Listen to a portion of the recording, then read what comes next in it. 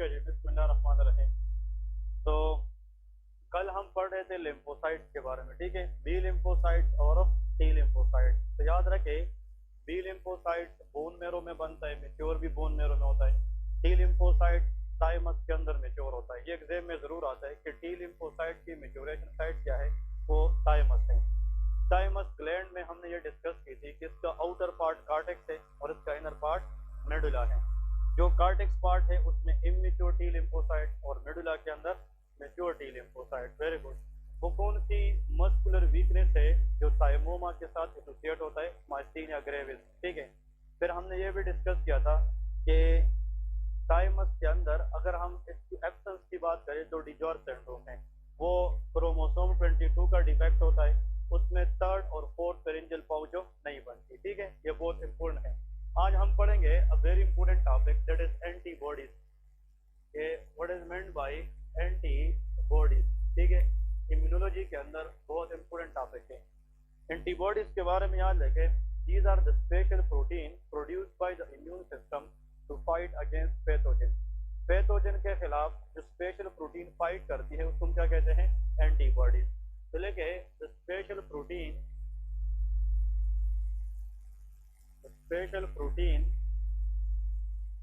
Form by immune system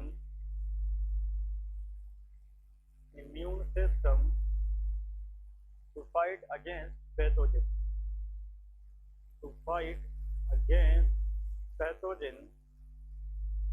that is known as antibodies, ठीक है। Actually antibodies के बारे में ये भी याद रखना है कि इसकी नेचर क्या है। यहाँ पे लेके एमसीक्यू में what is the nature of antibodies, nature of antibodies. अब देखिए, everyone should know antibodies are protein in nature. ये क्या होती है, प्रोटीन। लेकिन you people should also know कि विच प्रोटीन। तो antibodies are globulin protein, these are called globulin protein. Clear है। एग्जाम में ये क्वेश्चन आता है कि एंटीबॉडीज ये ग्लोबुलिन प्रोटीन होती है। There are lot of protein जैसा कि फाइब्रिनोजिन, प्रोथ्रम्बिन, ठीक है, एल्ब्यूमिन, ग्लोबुलिन। एंटीबॉडीज तो प्रोटीन है, लेकिन स्पेशली कौन सी प्रोटीन है, ग्लोबुलिन प्रोटीन है। फिर ग्लोबुलिन प्रोटीन के अंदर अगर आ जाए कि विच ग्लोबुलिन, आंसर इज गेमा ग्लोबुलिन। वेरी गुड, ठीक है, गेमा ग्लोबुलिन। इस तरह के अल्फा, बीटा और गेमा ग्लोबुलिन ये डिफरेंट अकसाम है। तो एंटीबॉडीज जिस ग्लोबुलिन प्रोटीन से बनती है दे आर कॉल्ड गेमा ग्लोबुलिन, ठीक है। इसके सिंबल भी लिखे, एंटीबॉडीज, इसकी सिंबल क्या है, antibody is represented by Ig. इसके लिए जो सिंबल है that is called Ig, stand for immunoglobulin. Ig stand for immunoglobulin. Immune system से ग्लोबुलिन प्रोटीन जो बनते हैं that should be known as antibody. फिर नेक्स्ट देखिए, what is the structure of antibody. Antibodies की अगर हम स्ट्रक्चर को देखें, a typical antibody is look like Y shape. ये किस तरह नजर आती है, वाई शेप। यहाँ पे लेके अ typical antibody look like Y shape, ठीक है। ये वाई शेप नजर आती है, इसका मतलब वाई शेप स्ट्रक्चर होता है। एंटीबॉडी के अंदर हेवी चेन होती है, heavy chain and light chain. इसमें क्या होती है, लाइट चेन, ठीक है। तो antibodies consist of two types of chain, heavy chain and light chain. और next very important MCQ question कि बोथ दीज चेन किस चेन की बात हो रही है, heavy and light chain, are linked by या attached through linked by which bond, ठीक है। अगर एग्जामिनर ये पूछे कि हेवी चेन और लाइट चेन के दरमियान जो बॉन्ड होता है that is called a, answer is disulphide bond. इसमें क्या होता है, डाइसल्फाइड बॉन्ड। डाइसल्फाइड का मतलब डबल सल्फर बॉन्ड होता है। एक्चुअली एंटीबॉडी की जो स्ट्रक्चर है उसको मेंटेन करना ये सल्फर का काम है, लेकिन सिंगल सल्फर नहीं, डबल सल्फर। इसलिए उसको हम क्या कहते हैं, डाई सल्फाइड बॉन्ड कहते हैं। यहाँ पे अगर हम देखें, for example this is heavy chain of antibody, ये हेवी चेन है इस तरह, ठीक है। For example this is heavy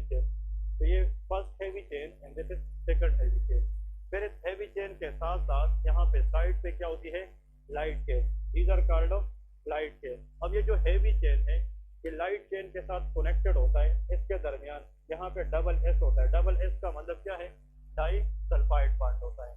actually heavy chain are linked with light chain by the help of disulphide bond.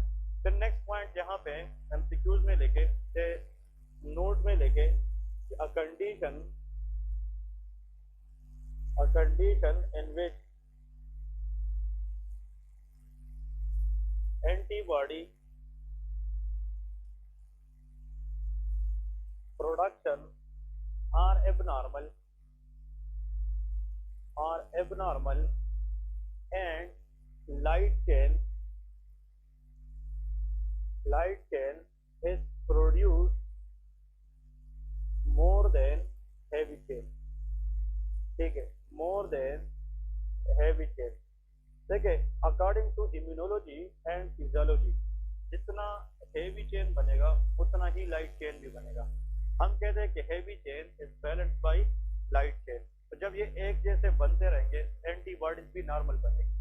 लेकिन एक पैथोलॉजिकल कंडीशन है जिसमें एंटीबॉडीज एबनॉर्मली प्रोड्यूस होती है और उसमें लाइट चेन ज़्यादा बनती है as compare to heavy chain.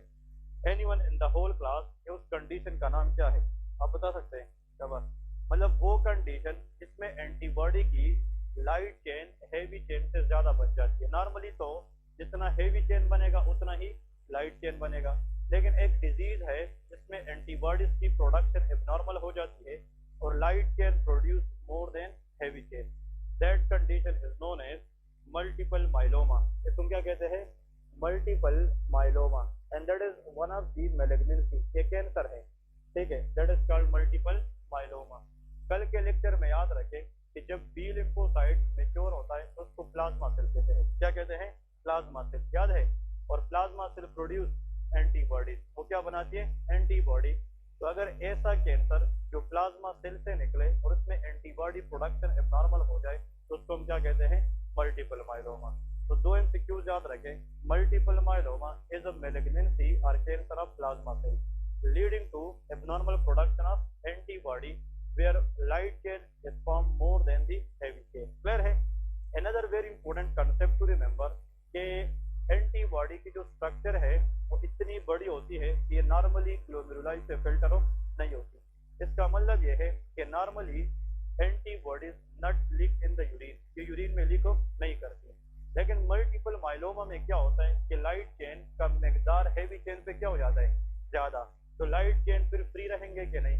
क्योंकि अगर 3 लाइट चेन है तो उसके लिए एक हैवी चेन है। तो अगर 3 में से एक हैवी चेन के साथ मिले तो 2 लाइट चेन क्या रहेंगे? फ्री। और free light chain will filter in the kidney and make in the urine, ये फिर किधर जाएंगे? यूरिन में। और अगर हमारे पास कौन से चेन, शाबाश, लाइट चेन फ्री रहकर कहाँ पे चली जाए? यूरिन के अंदर चली जाए, यूरिन में। तो ऐसे अपीयरेंस को हम कहते हैं बेन जोन्स प्रोटीन। इसको क्या कहते हैं? Bence Jones protein. I think ये नाम सुना होगा आप लोगों ने कि what is Bence Jones protein? It is the appearance of light chain of antibody in the urine which is a classical finding in which condition? Multiple myeloma. Clear है? तो दो बातें याद रखें। नंबर 1, नॉर्मली एंटीबॉडीज में एक heavy chain होता है और एक लाइट चेन। जितनी लाइट चेन बनेगी उतना हेवी चेन बनेगी, एंटीबॉडी की स्ट्रक्चर नॉर्मल रहेगी। अगर लाइट चेन की मकदार हेवी चेन से ज़्यादा हो जाए तो फिर ऐसे कंडीशन को हम मल्टीपल माइलोमा कहते हैं। एंड दिस कैंसर, ये अभी एनईबी में एक क्वेश्चन आया था कि multiple myeloma is a malignancy of which cell? Answer is plasma cell. ये किस सेल की कैंसर है? Plasma cell. और इसमें अगर हैवी चेन कम बन जाए, लाइट चेन ज़्यादा बन जाए तो light chain will remain free and that free light chain will turn into and appear in the urine. This finding is called Bell-Jones protein। ठीक, ओके। यूरिन के अंदर जो बेसिक प्रोटीन है एक्चुअली दे आर नल, मतलब ये zero से है। Actually हम कहते हैं protein urea. What is protein urea? Appearance of protein in the urine. Protein urea का जो वर्ड हम लैब के अंदर यूज करते हैं, we are talking about albumin protein. कौन सा प्रोटीन? एल्ब्यूमिन। और एल्ब्यूमिन की साइज बहुत छोटी है लेकिन उस पर चार्ज नेगेटिव है। और जो किडनी के अंदर स्लिट्स है जहाँ से फिल्ट्रेशन होती है वो भी नेगेटिव चार्ज होती है। तो negative will attract each other के रिपेल ईच अदर। इस वजह से साइज कम होने के बावजूद भी protein is not leak in the urine. Clear है? तो even a single protein in the urine will be considered abnormal. ठीक है, तो फिजियोलॉजिकली कोई भी प्रोटीन यूरिन के अंदर लीक नहीं करता। अब लेके टाइप्स ऑफ एंटीबॉडी।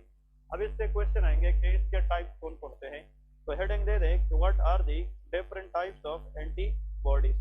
तो हम डिस्कस करेंगे, सबसे पहले स्टार्ट करेंगे आईजीजी के बारे में। किसके बारे में? आईजीजी। तो टाइप्स देखे कि what are the types of antibody. तो first antibody that is known as what? Answer is IgG.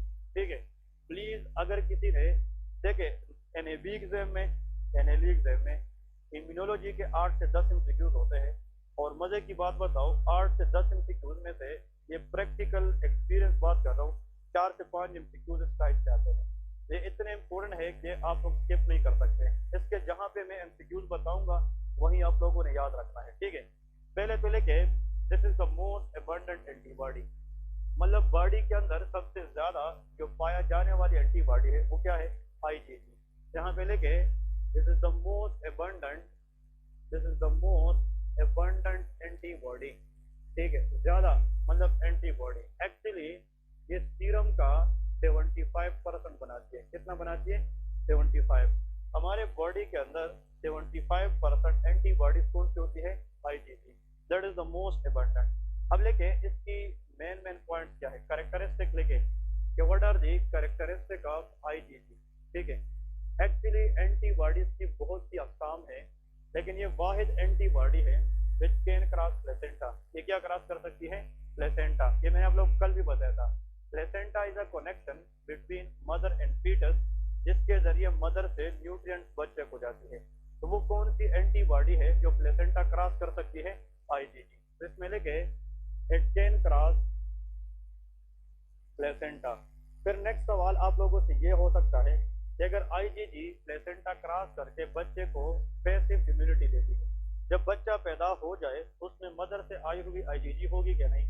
इसको हम कहते हैं मैटरनल आईजीजी। क्या कहेंगे? Maternal.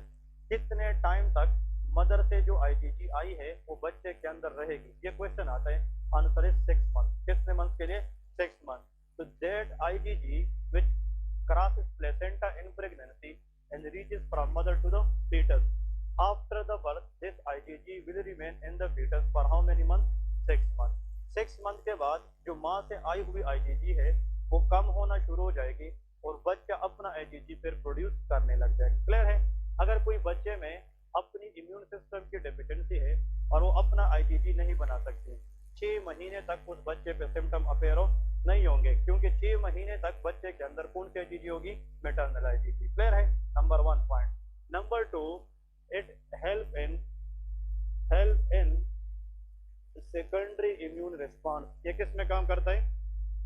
Secondary immune response. Please ये भी इंपॉर्टेंट पॉइंट है, इसको टेक करें एमसीक्यूज के लिए कि IgG help in secondary immune response. मैं आप लोगों को एक बात बताने लगा हूं, अगर रिसेंट इन्फेक्शन हो जाए, अब सुन ले, अब इन्फेक्शन हो जाए, उस इन्फेक्शन के खिलाफ जो एंटीबॉडी पहले पहुंचेगी वो प्राइमरी इम्यून रिस्पांस होगी। अब एक एंटीबॉडी यहाँ पे इन्फेक्शन है, ये एंटीबॉडी चल के आई है इस इन्फेक्शन के खिलाफ, ये कौन सी है? Primary immune response. इसके बाद जो नेक्स्ट आने वाली होगी तो उसको क्या कहेंगे? सेकेंडरी। इसका मतलब इन्फेक्शन में इनिशियली आईजीजी नहीं जाएगी, कोई और एंटीबॉडी जाएगी, वो हम अलग पढ़ेंगे, वो आईजीएम है। क्या है? आईजीएम। आईजीएम का पीछा करने वाली एंटीबॉडी वो क्या है? आईजीजी है। क्लियर है? तो आईजीजी इसकी रीजन मैं बताऊंगा कि क्यों, अभी आने वाले टॉपिक में। लेकिन which immune response IgG help? Secondary immune response. Next very important MCQs question, इसको भी एमसीक्यूज करें। It help in opsonization. ये किसमें काम करता है? ऑप्सोनाइजेशन। ये नाम सुना है कि नहीं? It help in opsonisation. Anyone in the whole class can let me know कि व्हाट इज ऑप्सोनाइजेशन? एनीवन? शाबाश। पूरे क्लास में किसी को भी अगर पता हो कि ऑप्सोनाइजेशन का मतलब क्या है, और आप लोग को मजे की बात बताओ, ये टर्म हॉस्पिटल में प्रोफेसर भी पूछते हैं यार ऑप्सोनाइजेशन क्या होता है। एक्चुअली जब इन्फेक्शन होती है बॉडी के अंदर, जिससे बैक्टीरिया, कोई भी पैथोजन बाहर से आ जाए, दिस बैक्टीरिया, अब यहाँ पे इस बैक्टीरिया को किल करना, it is the function of macrophage. Macrophage का काम एनगल्फ है, मतलब अनवांटेड सब्सटेंस को खत्म करना। इसको हम कहते हैं फेगोसाइटोसिस। क्या कहते हैं? फेगोसाइटोसिस। अब देखें, मैक्रोफेज डायरेक्ट बैक्टीरिया पे काम नहीं कर सकते। कुछ बैक्टीरिया ऐसी होती है, इधर देखें, जिसके इर्द गिर्द हम एक प्रोटीन कवरिंग कराते हैं। बात समझ गए कि नहीं? देखें, ये जो कवरिंग मैं बना रहा हूँ, ये किससे बना है? प्रोटीन। वो प्रोटीन जिससे हम ये कवरिंग बनाते हैं, उस प्रोटीन का नाम ऑप्सोनिन है। क्या है? Opsonin. Opsonin is a protein which cover around the bacteria. अब ये जो ऑप्सोनिन है, it makes easier for the activity of which one? Macrophage. Macrophage कहता है कि मैं डायरेक्ट बैक्टीरिया पे काम नहीं कर सकता, मुझे काम करने के लिए उसके इर्द गिर्द एक क्या करना होगा? कवरिंग कराना होगा। बात समझ रहे कि नहीं? बैक्टीरिया को किल करना किसका काम है? मैक्रोफेज। लेकिन ये डायरेक्ट उसको किल नहीं कर सकते। इसको किल करने के लिए हमने बैक्टीरिया के ऊपर एक कवरिंग चढ़ानी होती है, जो किस प्रोटीन से बना होगा? ऑप्सोनिन। और ऑप्सोनिन प्रोटीन की कवरिंग को हम ऑप्सोनाइजेशन कहते हैं।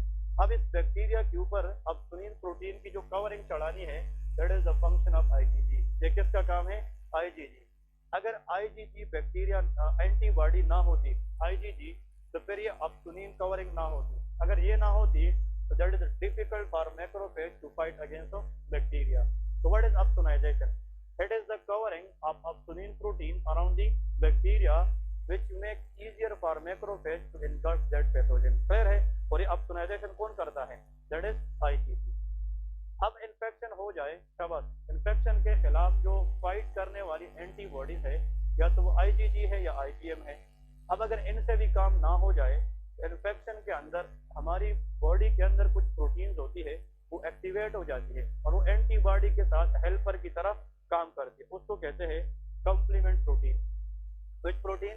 Complement protein. उस कंप्लीमेंट प्रोटीन में C1 से लेकर C11 तक होते हैं। उनमें से एक प्रोटीन है जिसका नाम है C3b। उसका नाम क्या है? C3।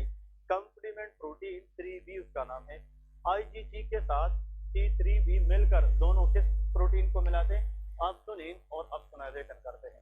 एग्जाम में आता है which antibody help in opsonization? IgG। Which complement protein help in opsonization? C3b। दोनों एमसीक्यू है। क्लियर है? क्वेश्चन क्या है? Okay, very good question. Here है gram positive and gram negative, दोनों के इर्द गिर्द ऑप्सोनाइजेशन होती है। अब दोनों में डिफरेंस ये है कि ग्राम पॉजिटिव बैक्टीरिया की जो सेल वॉल है वो थिक होता है, ग्राम नेगेटिव का थिन होता है। फिर ग्राम नेगेटिव बैक्टीरिया की इर्द गिर्द एक एक्स्ट्रा लेयर होता है जिसको LPS कहते हैं, लाइपोपॉलीसेकेराइड लेयर, लेकिन वो हम माइक्रो में पढ़ेंगे। लेकिन चाहे ग्राम पॉजिटिव हो या नेगेटिव हो, दोनों में अगर हम ऑप्सोनाइजेशन करें, that will be easier for macrophage to act on the bacteria. Clear है? तो ऑप्सोनाइजेशन में एक एंटीबॉडी इन्वॉल्व होती है और एक complement protein. Which complement protein? C3b and which antibody? IgG। Clear है? नेक्स्ट देखिए, अनदर वेरी इंपॉर्टेंट, तो हम कहते हैं इट हेल्प इन हाँ जी फिक्सेशन ऑफ कंप्लीमेंट प्रोटीन। ये किस में काम करते हैं? Fixation of complement protein. इसका मतलब ये है कि ये जो IgG है, ये कंप्लीमेंट प्रोटीन की फिक्सेशन में काम करता है, ये एक्टिवेशन में काम करता है। अगर इन्फेक्शन की सिविरिटी ज्यादा है और एंटीबॉडी से काम ना चले, तो फिर उसने अपने साथ किसको एक्टिवेट करना है? कंप्लीमेंट प्रोटीन को। तो कंप्लीमेंट प्रोटीन की एक्टिवेशन भी कौन करती है? IgG करती है। ठीक है जी, यहाँ तक सारे क्वेश्चन क्लियर है कि नहीं? नेक्स्ट पॉइंट देखे, जो IgG है, ठीक है, IgG in newborn provide passive immunity. कौन सी इम्यूनिटी देती है? पैसिव। क्योंकि माँ से जो एंटीबॉडी आई है वो तो IgG है, और वो IgG जो पहले से ब्लड में है बच्चों के अंदर, वो कौन सी इम्यूनिटी देगी? Passive immunity. If the question come in the exam, which type of immunity is provided by IgG to the newborn baby, answer will be passive immunity. Clear है जी? ये मेन इंपॉर्टेंट पॉइंट्स है, that is more than enough if you remember for the IgG। Clear है? फिर से सुन ले, IgG का placenta, IgG help in secondary immune responses, IgG help in opsonization, activation of complement protein and it provides passive immunity। ये 4-5 बातें हैं जो बिल्कुल नहीं भूलेंगे आप लोग, ठीक है? और इनमें से MCQs वो कोई भी उठा के दे सकता है। क्लियर है? इसके बाद नेक्स्ट देखें IgA, जो second one that is called IgA। ठीक है, इसमें लिखे द मोस्ट कॉमन या the most abundant antibody produce overall, but in serum, ये पॉइंट इंपॉर्टेंट है। Second, most abundant antibody. इस सेंटेंस का मतलब क्या बना? हमने तो पहले ये कहा था कि मोस्ट अबंडेंट एंटीबॉडी वो क्या है? आईजीजी है। लेकिन यहाँ पे कहते हैं most abundant antibody produce overall, जितने भी एंटीबॉडी है डेली की बेस पे सबसे ज्यादा प्रोड्यूस कौन सी होती है? लेकिन ये ड्रेन होती है तो सिक्रीशन में ड्रेन हो जाती है, लेकिन बॉडी के अंदर उसका लेवल क्या हो जाता है? कम हो जाता है। बात नहीं समझे? मैं कहता हूँ आईजीजी, यार ये बात समझने वाली, आईजीजी कम बनता है लेकिन ये सीरम में ज्यादा रहता है। आईजीए ज्यादा बनता है लेकिन सीरम में कम रहता है, क्योंकि ये ड्रेन हो जाता है। तो प्रोडक्शन के लिहाज से सबसे ज्यादा कौन सी प्रोड्यूस होती है? लेकिन सीरम में सबसे ज्यादा कौन रहता है? आईजीजी रहता है। बात समझ गए क्या नहीं? तो ओवरऑल एंटीबॉडी के लिहाज से प्रोड्यूस ओवरऑल में सबसे ज्यादा आईजीए होती है, लेकिन सीरम में सबसे ज्यादा कौन रहती है? आईजीजी रहती है। क्लियर है? तो इसका मतलब यह है कि सीरम का 15% बनाता है। कितना परसेंट? 15%। वो कितना परसेंट बनाती है? 75%। लेकिन इसकी कैरेक्टरिस्टिक, मोस्ट इंपोर्टेंट इसकी कैरेक्टरिस्टिक लेके, very very important. Number 1, present in all secretion. ये कहाँ से होती है? सिक्रीशन के अंदर होती है। आईजीए प्रेजेंट इन, हाँ जी, प्रेजेंट इन ऑल सिक्रीशन। भाई इससे इंपोर्टेंट पॉइंट इसका कोई नहीं है, मतलब जितनी भी बॉडी की सिक्रीशन है उसमें अगर एंटीबॉडी पूछी जाए, answer will B IgA. For example देखिए, लैक्रिमल ग्लैंड से टीयर सिक्रीट होती है कि नहीं? तो आईज के अंदर जो टीयर्स है, इट इज गुड और बैड?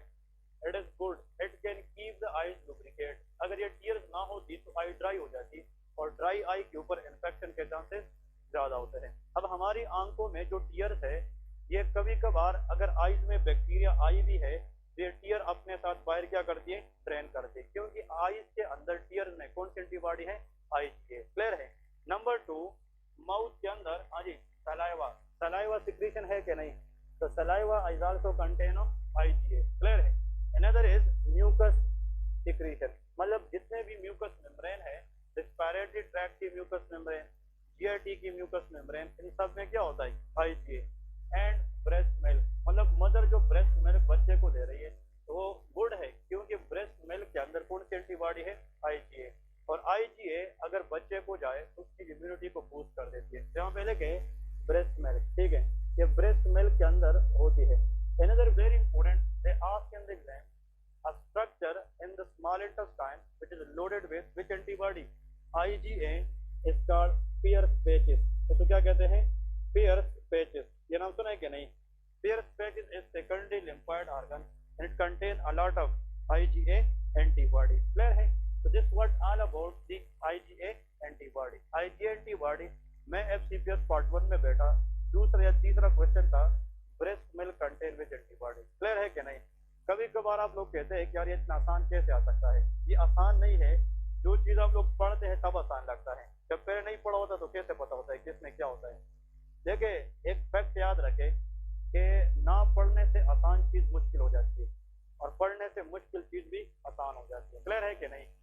याद रखें, जो चीज आप लोगों को स्टडी में आसान लगना शुरू हो जाए, उस वक्त अल्लाह से लाख लाख शुक्र करे कि आपने इतनी हिम्मत की है, मेहनत की है, तो वो चीज आपने आसान करा दी है। क्लियर है? आसान कोई चीज नहीं होता, मेहनत से वो चीज आसान हो जाती है। क्लियर है कि नहीं? तो ये क्वेश्चन आते हैं एग्जाम के अंदर, मोस्ट कॉमनली रिपीटेड क्वेश्चन, और जहाँ पे इंशाल्लाह आप लोगों को क्वेश्चन बताऊंगा। अभी एनएलई आप लोग जो मुझसे पहले 5 महीने से पढ़ के आ रहे पढ़ते हैं, आप लोगों को मैं किसी दिन बुलाऊंगा और आप लोग सारे नोट्स लेके आए। अभी रिसेंट जो एनएलई स्टेप 1 का एग्जाम हुआ है, 200 में से मेरे पास पढ़ा है, 200 में से 160 प्लस एसएमसीक्यू जो आप लोगों के नोट्स में मौजूद है। अब करना क्या है? पढ़ाना तो टीचर का काम है, परफॉर्म आप लोगों का काम है। परफॉर्म कैसे होगा? टीचर से पढ़कर जाकर उसको मेहनत करना बार बार। जब तक खुद मेहनत नहीं करोगे, टीचर का काम मुश्किल चीज आसान बनाना है। टीचर का काम एग्जाम में परफॉर्म नहीं करना है, आप लोगों का काम उस पर मेहनत करना है। 160 प्लस क्वेश्चन ऐसे है एनालिसिस स्टेप 1 में जो मैंने आप लोगों को बेसिक्स में पढ़ाए हैं। तो आप लोग इमेजिन करें कि आप लोग ये note till two the end, जो कोई 3rd ईयर में है, 4th ईयर में है, लास्ट ईयर में है, अगर वो एग्जाम से पहले याद करे तो इंशाल्लाह आप लोग का एग्जाम बिल्कुल आसानी से निकल जाएगा। जिसने ये सोचा है कि यार आज ये पढ़ता हूँ, कल वो पढ़ूंगा, परसों ये पढ़ूंगा, ये बंदा कभी भी नहीं कर पाएगा। और मेडिकल फील्ड ऐसी है जिसमें आना आसान है, लेकिन इससे जाकर वापस आना बहुत मुश्किल काम है। क्लियर है कि नहीं? तो कहने का मतलब ये है, जो जो चीज बताऊंगा ना इस बोर्ड पे, यार MCQs MCQs, it will be proven MCQs after year. 10 साल बाद भी आप लोग मुझे मैसेज करोगे कि सर आपने जो बताया तो एग्जाम में आएगा। क्लियर है कि नहीं? ये हमारे साथ भी हुआ है। तो इस एरिया में बैठना, इस चेयर की कदर करें, और बिलीव मी यही जगह आप लोग की लाइफ बनाएगी। समझ गए कि नहीं? आप रिसेंट एग्जाम्स हुए ना, किसी सीनियर से ले ले पेपर के सर, किसी बहुत सारे स्टूडेंट होंगे जिसके सीनियर ने एग्जाम दिया होगा, उसको बताओ सर एग्जाम में जो क्वेश्चन दिए 10 में से 6 या 7 आप लोग को ना आए तो मुझे बताना। लेकिन उस बंदे को जिसने सही प्रॉपर सेशन लगाएगा, जिसने नहीं लगाया उसको 1 आएगा, 2 नहीं आएगा, 3 आएंगे, 4 नहीं आएंगे। क्लियर है कि नहीं? पता है आप लोग के साथ इस टाइम पे क्या हो रहा है? जो मैं समझ में, बहुत सारी चीजें यहाँ पे जो हम पढ़ते हैं उनमें से पहले से कुछ चीजें आप लोग को पहले से आई होगी। अब इस पॉइंट में से कुछ पॉइंट आप लोगों को भी पता थी यार ये इस तरह होता है। इस तरह के आईजीजी के क्लास प्लेसेंटा जो कल के लेक्चर में भी प्रेजेंट था ना, उसको ये पॉइंट आज भी पता था। समझ गए कि नहीं? कल हमने बताया था कि नहीं? कुछ चीजें होती है जो आप लोगों को भी पता होती है, कुछ चीजें होती है जो पता होती है लेकिन कंफ्यूजन होती है, वो क्लियर हो जाती है, और कुछ चीजें होती है जो आप लोगों ने कभी सुनी नहीं होती, वो आप लोग सीख जाते हो। ये है क्लास की beauty. The things that you know, it is revised. The things that you may confuse, it is clear. And the things you never know, it is known by the teacher to you. तो आप लोग ये सीख जाते हैं, और ये 3 चीजें मिलकर आप लोग आगे जो है ना फ्यूचर बनाती है। क्लियर है? तो जो चीज पढ़ाता हूँ लिखते रहिए, लिखोगे तो इंशाल्लाह बाद में बिल्कुल आप लोगों को कोई किताब उठाने की जरूरत ही नहीं होगी कि आप लोग फिर एग्जाम के लिए सिर्फ अपने नोट्स बना, और जो नोट खुद बंदा लिखे वो इंसान से भूलते नहीं है, वो आसानी से याद हो जाते हैं। बहुत सारी एकेडमीज ऐसी है जैसा कि डेम्स एकेडमी है, सिम्स एकेडमी है, वो नोट देते हैं, आप लोगों को पता भी होगा, वो नोट तो देते हैं। वो नोट जो 2013 में उन लोगों ने बनाए हैं वो 2022 में भी वो यूज करते हैं। टीचर वो है नहीं जो प्रीवियस सेशन को आगे सेशन से अलग ना करे। अगर जो नोट्स मैंने 2018 में बनाए थे वो आप लोगों को भी बनाता रहो तो फिर मेरा क्या फायदा? वही तो आप लोग घर भी बैठ सकते हैं। नोट वो है, ये एंटीबॉडी इन लोगों ने भी पढ़ी थी और आप लोग भी पढ़ रहे। आप इसको बताए यार सर ने जो आपको पढ़ाई थी थोड़ा दिखाए, और आपको मैं 2-3 चीजें एक्स्ट्रा बताऊंगा तो ये आप लोगों की चीज है। अगर प्रीवियस सेशन और ये सेशन आगे सेशन एक जैसा हो फिर क्या फायदा? मेरे कहने का मतलब ये है कि नोट्स अगर आपको मैं देना शुरू करूँ ना, मेरे पास नोट्स अपने पड़े हैं और मैं कहूँ यार 3000 रुपए पे नोट्स की सेट है, वहाँ पे लोग देते हैं कि नहीं? मैं आपको देता हूँ, आप लोग खुश हो जाएंगे कि सर ने नोट्स दिए, लेकिन आप लोगों की फ्यूचर पीछे चली जाएगी। नोट्स मिलते ही 80% ऐसा लगता है कि बस अभी मैंने कुछ नहीं करना, ये पढ़ना है। जब नोट्स नहीं होते तो आप लोगों ने एफर्ट करनी होती है, यार आज क्लास जाऊंगा ऐसा ना हो कि टॉपिक मिस हो जाए। बात समझ गए क्या नहीं? जो चीज आप लोग खुद लिखे ना, बहुत इसका फायदा होता है। ठीक है, तो हर एक बंदा लिखा करे। ठीक है, नेक्स्ट लिखे आईजीएम के बारे में। तो मैं सिर्फ ये कह रहा था कि एमसीक्यू जितने भी आते हैं सारे यहाँ से आते हैं, कोई बाहर से क्वेश्चन नहीं आते, तो लिखा करें। नेक्स्ट लिखे, हाँ जी,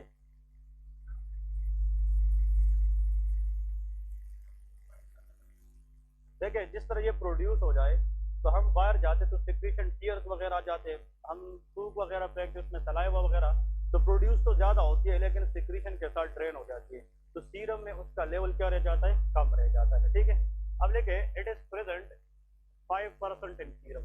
आईजीएम है, ये सीरम के अंदर कितना परसेंट है? 5%। The third most antibody present in the serum after IgA. Next इसमें लिखे it is pentavalent in nature. ये क्या होता है? पेंटावेलेंट। अब जब यहाँ पे पॉइंट इंपोर्टेंट है, कहने का मतलब यह है कि जितने भी एंटीबॉडीज है उसके साथ एक एक्टिव साइट होता है। कितना? एक एक्टिव साइट। मैं यहाँ पे एक एंटीबॉडी ड्रा करता हूँ, it's a Y shape antibody. मैं कहता हूँ यहाँ पे इसका ये एक्टिव साइट, तो ये कितना एक्टिव साइट है? 1। अगर कोई एंटीबॉडी है और इसमें एक्टिव साइट 5 है तो उसे हम क्या कहते हैं? पेंटावेलेंट। पेंटा मीन 5। दो antibody which has 5 active site is called off pentavalent. एक एक्टिव साइट को 2 एंटीजन अटैच होते हैं। कितने? 2। तो हर एक एंटीबॉडी एक टाइम में कितने एंटीजन ले सकते हैं? 2। लेकिन आईजीएम कितने लेंगे?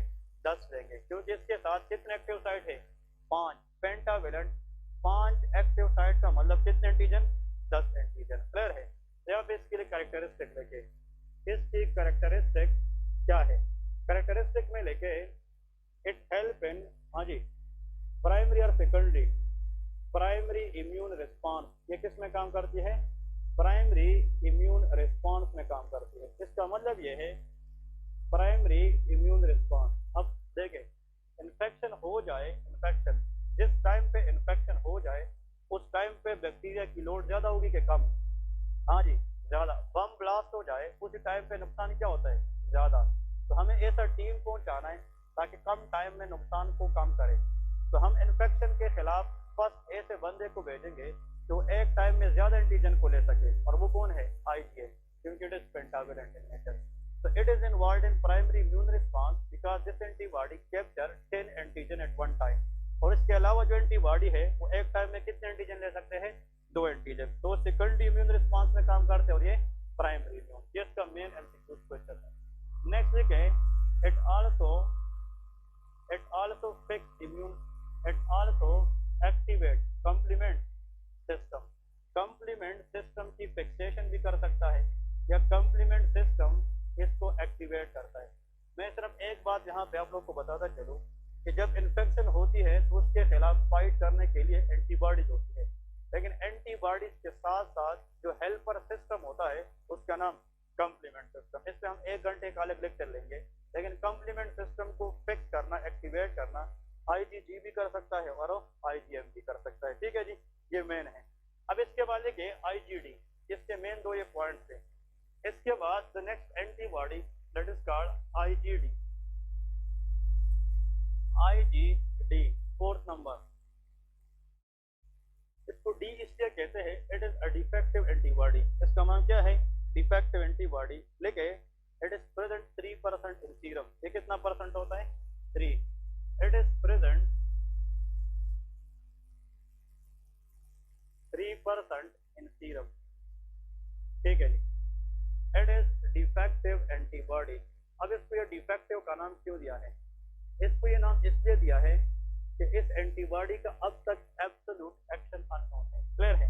मतलब होने पे तो ये ठीक है, काम भी करता है, लेकिन रिसर्च के मुताबिक इसका एग्जैक्ट फंक्शन स्टिल क्या है? अननोन है, इसलिए अनक्लियर है। Therefore it is called off defective antibody. इसमें लेके it's main function is unclear. इसका जो मेन फंक्शन है वो स्टिल क्या है? Unclear. its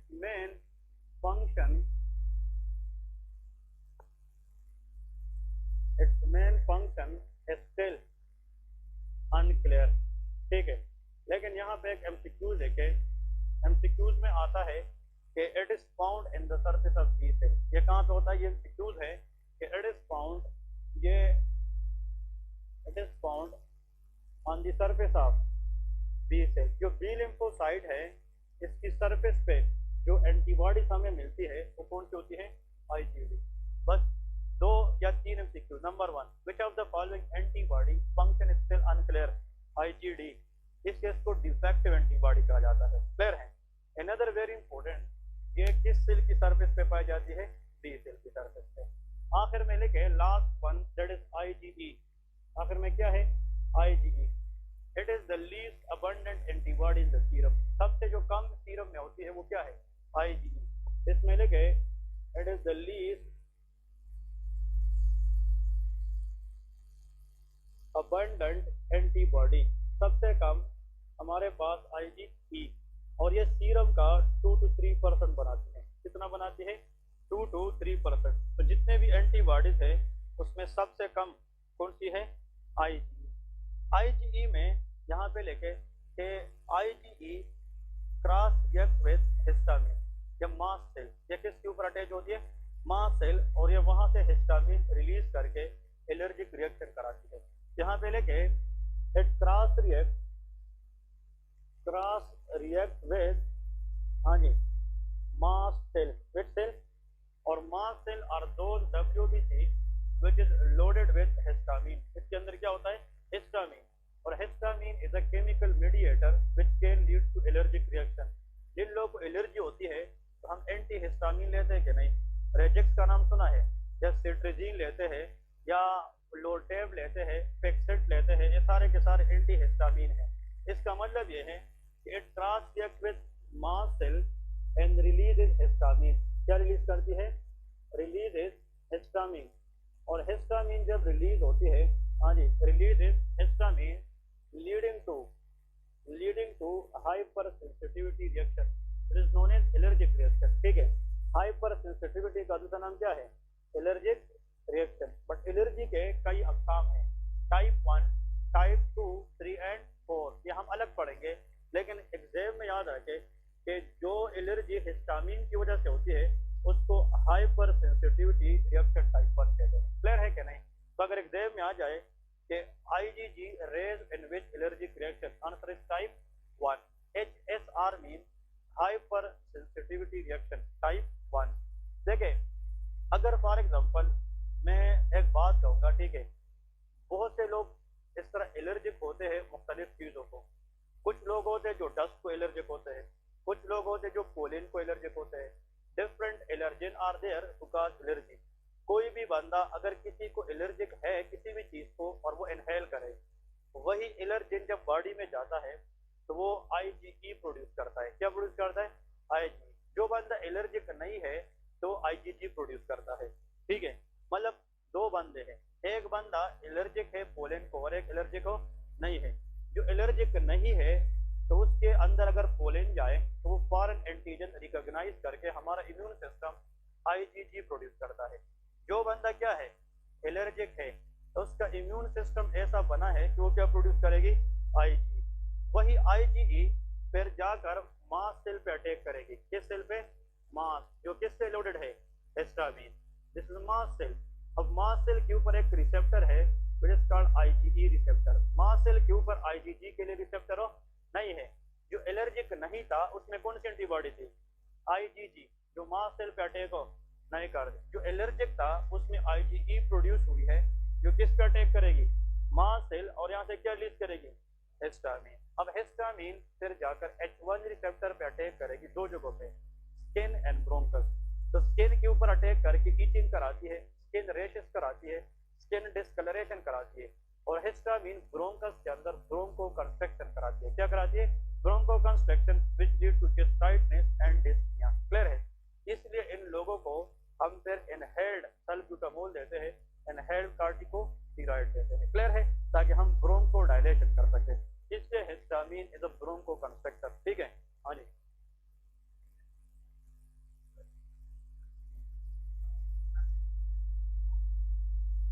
okay, very good. जो हिस्टामिन है वही बात बताने लगा था। हिस्टामिन अगर स्किन पे काम करे it can cause itching and rashes. Same histamine अगर ब्रोंकस में काम करे it can cause bronchoconstriction. But same histamine अगर वेसल पे काम करे इट कैन कॉज वेसोडाइलेशन। तो जब नोज के अंदर छोटे छोटे वेसल क्या हो जाए? डायलेट, तो वहां से सिक्रीशन आना शुरू हो जाएगी, तो रनी नोज हो जाएगा। हम एंटी हिस्टामिन दे ताकि वेसोडाइलेशन को हम किस पे रिप्लेस करें? वेसो कंस्ट्रक्शन, और जो रनी नोज है वो स्टॉप हो जाए। क्लियर है कि नहीं? तो रनी नोज या थ्रोट इन्फेक्शन, इन सब के अंदर the role of histamine is because it can cause vasodilation. Cetirizine देते हैं। अब देखिए, सिट्रिजीन में सेडेशन होती है, थोड़ी सी नींद भी होती है। ये हम क्यों लेते हैं?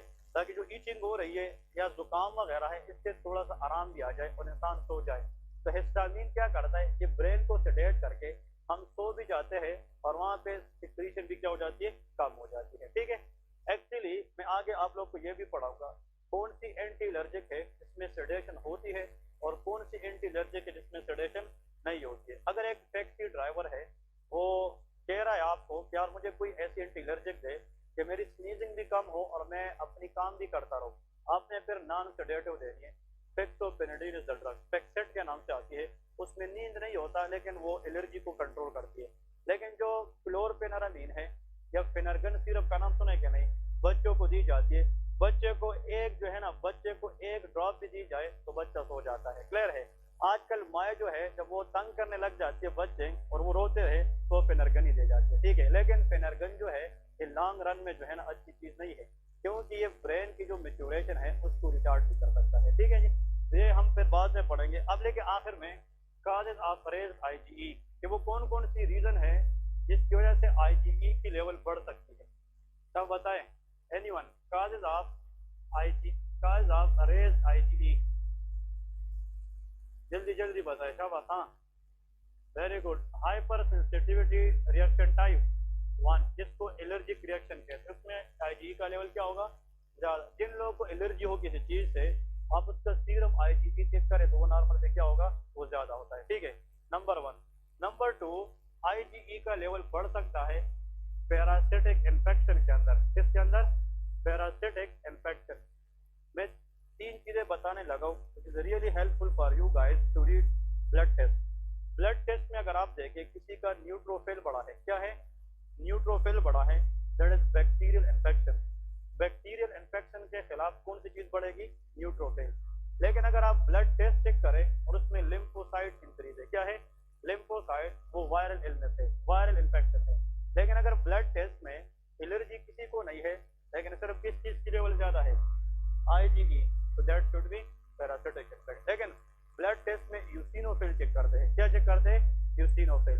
अब देखें, पैरासिटिक इन्फेक्शन में फाइटर सेल क्या है, यूसिनोफिल, क्या है, देखिए, fighter cell for bacteria neutrophil, और वायरल के लिए लिम्फोसाइट, और पैरासाइट के लिए यूसिनोफिल। यूसिनोफिल जितना ज्यादा होगा उतना पैरासाइट इन्फेक्शन की चांसेस कम होगी। अब देखिए, जब पैरासाइट इन्फेक्शन कराए, ये बहुत इंपॉर्टेंट बात बताने लगा हूँ, पैरासाइटिक इन्फेक्शन हो जाए तो उसके लिए हमें कौन से सेल बढ़ाने हैं, यूसिनोफिल, क्या बढ़ाना है। अब यूसिनोफिल उस एरिया में ज्यादा करने के कम ज्यादा जहां पे इन्फेक्शन किसने कराई है, पैरासाइट ने। अब पैरासाइट ने जहां पे इन्फेक्शन कराई है उस एरिया तक किसको, यूसिनोफिल को अट्रैक्ट करने का काम जिस एंटीबॉडी कर सकती है वो IgE है। तो IgE भी लेवल में क्या हो जाएगी, बढ़ जाएगी, इसलिए कि वो ज्यादा से ज्यादा किसको ले आए, यूसिनोफिल को ले आए। तो ये क्वेश्चन भी लोग करते हैं कि why IgE is raise in parasitic infection. The reason is कि पैरासिटिक इन्फेक्शन में हमें यूसिनोफिल चाहिए, और यूसिनोफिल की तादाद बढ़ाना ये किसका काम होता है, IgE का काम होता है। क्लियर है, इंपोर्टेंट है। और नेक्स्ट देखें, हॉजकिन लिम्फोमा, ये नाम सुना है कि नहीं, Hodgkin lymphoma, a cancer arises from lymph node is called lymphoma. कोई भी कैंसर जो लिम्फ नोड से निकले इसका नाम क्या है, लिम्फोमा। एक होते हैं हॉजकिन लिम्फोमा और एक होते हैं नॉन हॉजकिन। हॉजकिन लिम्फोमा वो है इसमें कैंसर एक ग्रुप ऑफ लिम्फ नोड से दूसरे में जाए, दूसरे से तीसरे, इसको कहते हैं lymph node to lymph node spreading. तो हॉजकिन लिम्फोमा के अंदर फिर 4 टाइप है, उसके अंदर एक टाइप आप लोगों ने सिर्फ याद रखना है, उस नाम है mixed cellularity. This mixed cellularity is a sub type of lymphoma, Hodgkin lymphoma. और इस केस के अंदर भी एबनॉर्मली किस चीज की लेवल बढ़ सकती है, IgE। अब कहने का मतलब क्या है, IgE का लेवल बढ़ जाना, it may be a simple allergy but it may be a cancer. ये क्या हो सकता है, कैंसर। तो IgE की लेवल बढ़ जाना, इसको हम इग्नोर नहीं कर सकते, इसको कभी भी इग्नोर नहीं कर सकते। या तो ये सिंपल एलर्जी से लेके क्या हो सकता है, कैंसर तक हो सकता है। तो IgE is very very least abundant antibody. लेकिन इसका मोस्ट कॉमन अगर आ जाए, the most common cause of raise IgE in most of the time that is allergic reaction, hypersensitivity type 1। 100 लोग हैं, 100 में से 80% लोगों को रेज IgE की रीजन क्या होती है, एलर्जी। 15% लोगों में पैरासिटिक इन्फेक्शन, लेकिन 1 से 2% लोगों में हॉजकिन लिम्फोमा। क्लियर है। लेकिन हॉजकिन लिम्फोमा में लोगों में लिम्फ नोड पाल्पेबल होंगे, उसकी इनलार्जमेंट होगी, और हॉजकिन लिम्फोमा में वेट लॉस होता है, क्या होता है, वेट लॉस। ये सिम्टम जरूर होंगे, और फिर IgE का बढ़ जाना। We will take lymph node biopsy, हम क्या लेंगे, biopsy will confirm either the patient has Hodgkin lymphoma और नॉट। क्लियर है, क्योंकि किसी भी कैंसर को डायग्नोज करने के लिए हम वहां से क्या लेते हैं, बायोप्सी लेते हैं। ठीक है जी, इंशाल्लाह यहाँ से फिर कल आगे फॉरवर्ड करेंगे। ठीक है,